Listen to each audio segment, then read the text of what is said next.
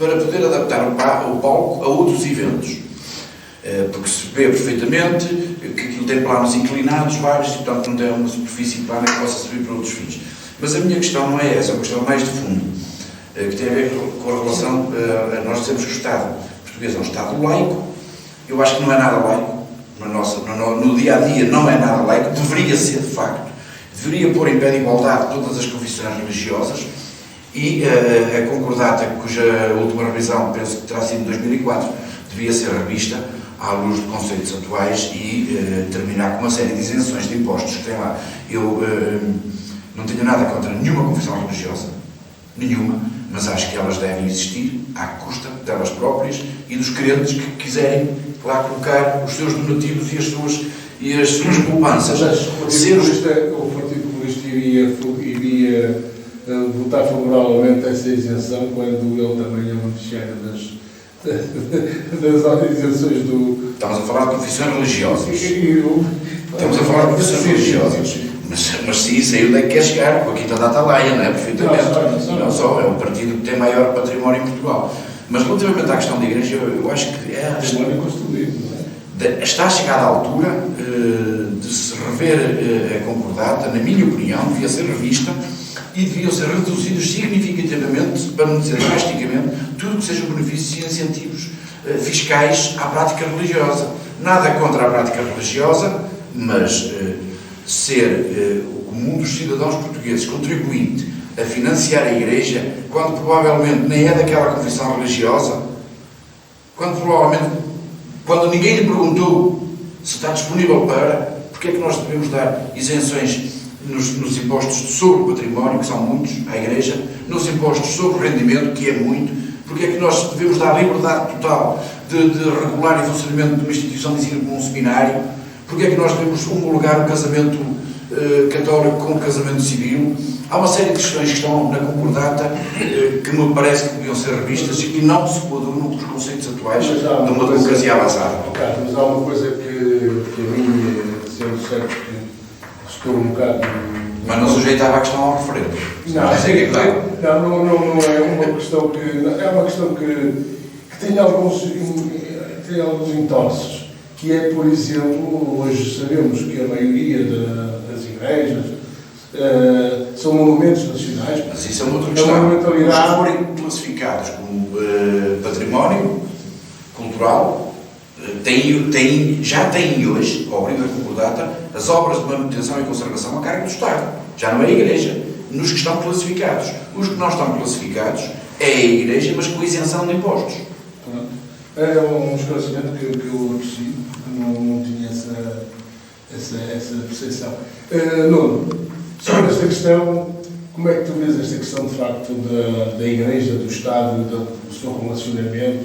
Porque há aqui qualquer coisa que nos ultrapassa, porque nós falamos do Estado, mas o Estado é todas as entidades que fazem parte do Estado, nomeadamente as freguesias, os municípios, o próprio Estado, estão todos a acarinhar o pano do lado a lado.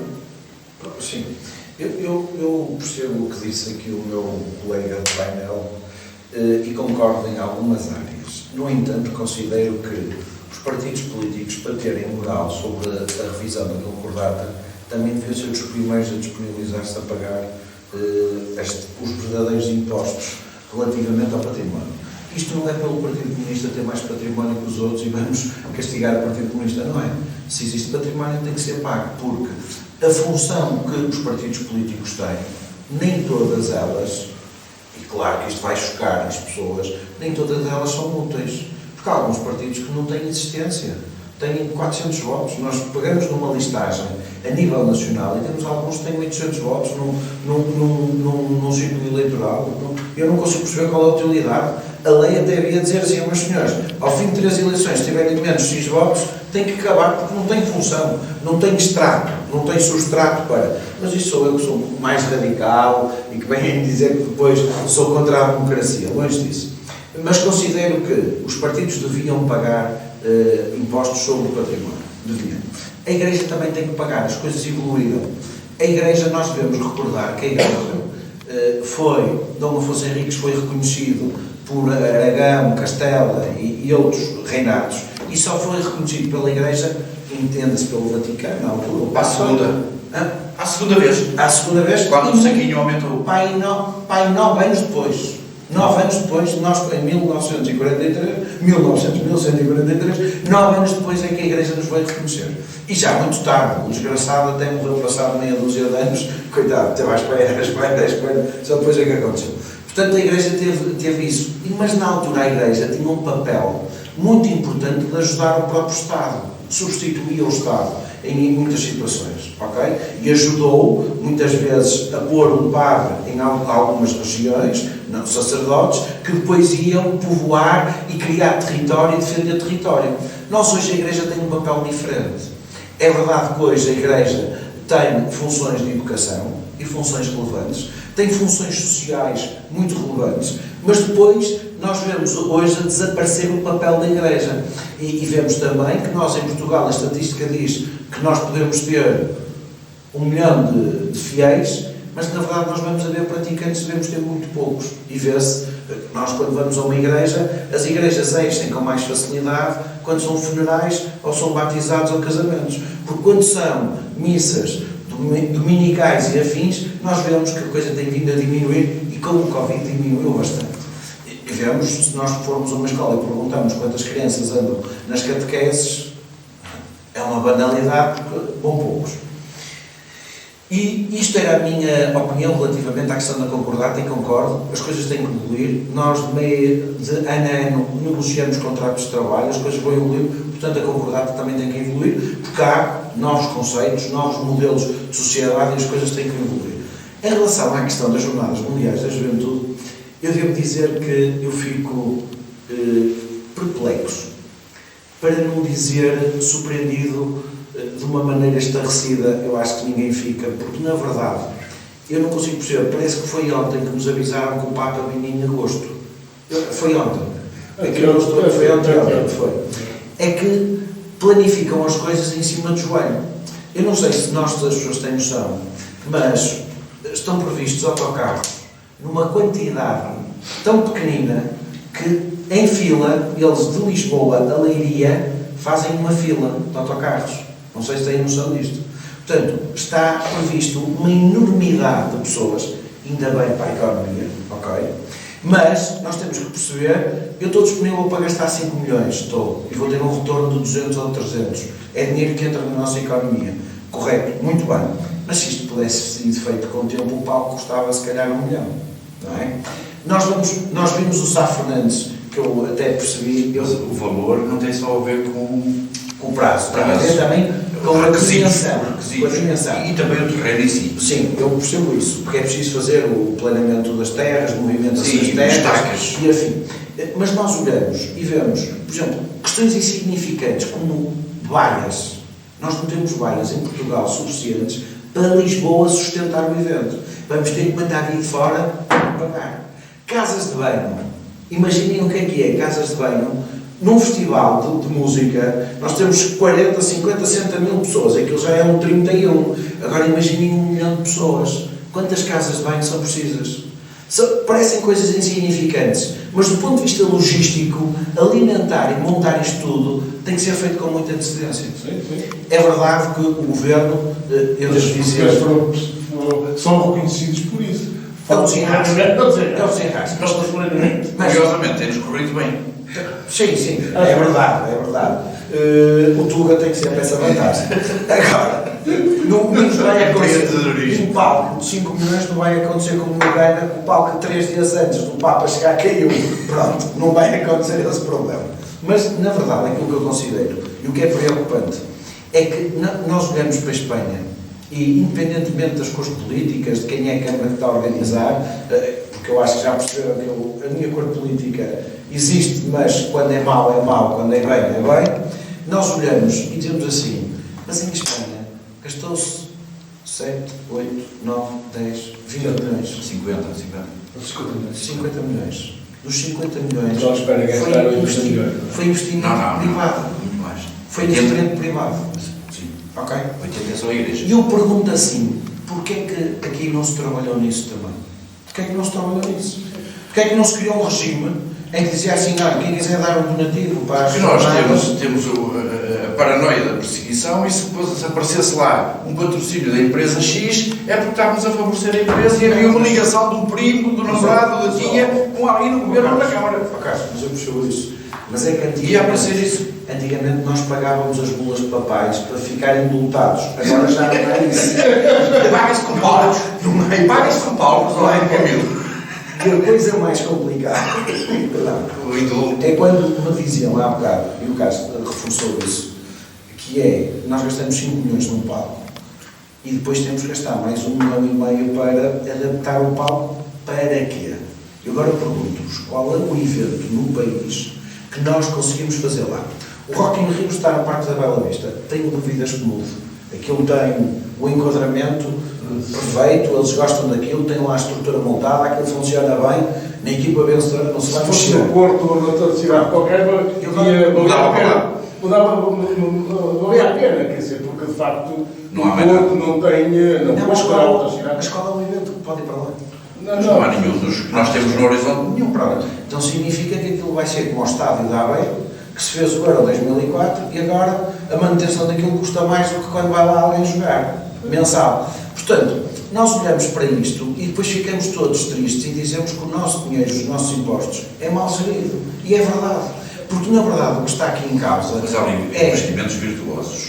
correto. Não é tudo. O Parque Expo foi um investimento que custou muitos milhões, mas que hoje é uma zona de rentabilidade e receita, até para a própria Câmara de Lisboa, brutal em mim, ok?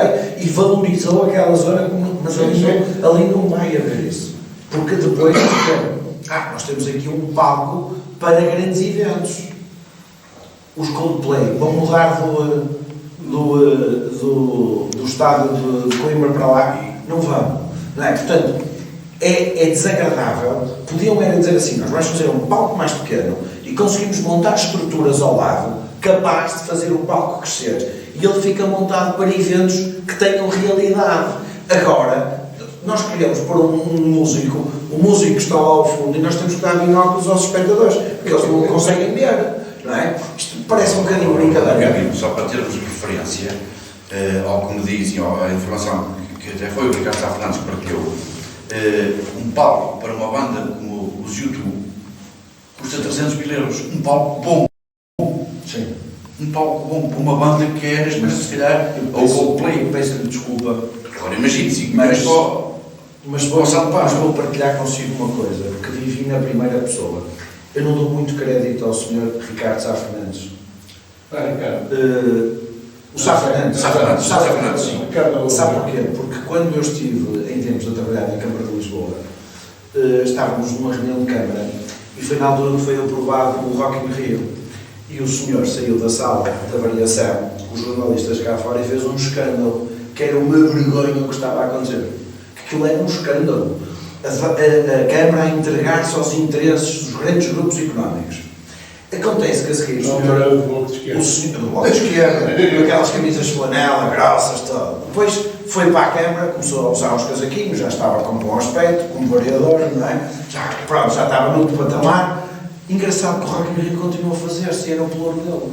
E aí já não havia interesses económicos. Portanto, esse senhor, quando fala, tem que eu pôr lá o preço, só o preço do palco. Sim, mas é verdade, custa 300 mil euros. E vejam outra coisa, o equipamento de som, que a gente não há em Portugal. Não há em Portugal para pôr som para aquele espaço. Porque depois não tem a ver com a potência, tem a ver com a difusão.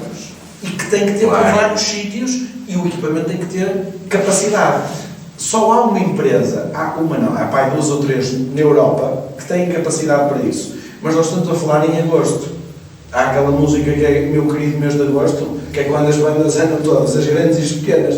Portanto, significa que eles já têm os tours virados para as grandes bandas, os YouTube, os Coldplay, têm que ter o equipamento de som e não é deles, alugam nas grandes empresas da Europa. E ainda não há reserva. Eu sei disso, que não há reserva. Portanto, o equipamento de som é um problema também, não é só o palco, é só o problema. E nós isto é fevereiro. Ricardo, porquê é que não se escolheu Fátima para ser receptáculo do evento? Não faço a menor ideia qual terá sido a motivação, mas aparentemente Poderia não ter. não tem o resto. Não tem o resto. Não tem o resto. Não, mas isto é para desfazer algumas. Eu acho que Fátima, do ponto de vista eclesiástico, tem o recinto em si, tem capacidade para isso. Agora, o resto da cidade tem capacidade para umas jornadas, não estamos a falar de uma missa. Estamos a falar de um evento de 3 ou 4 dias e, em alguns casos, pessoas com estadia já com uma semana e mais. Portanto, Fátima não tem essa capacidade de alojamento nem de fornecimento de refeições. Tem a parte religiosa, sim. Eu estive, por acaso, nas jornadas da juventude em Madrid há uns 5 ou 6 anos, não recordo, e aquele, de facto, é um movimento de gente, particularmente jovens, que invadiram Madrid por tudo quanto era sítio. E, de facto, é um movimento enorme. Isso não estamos a discutir o impacto económico. E mais, é que este tipo de eventos depois também cria alguma vinculação nas pessoas. Eles vêm cá e vão para casa com aquilo foi engraçado, aquilo é giro, aquilo é bonito, quando puderam vamos lá festa. Esse impacto existe. Eu falei há dias com o embaixador do Panamá em Portugal, pertence ao grupo de amizade, e ele dizia que tinha sido relevante, claro, que foi marcante mesmo.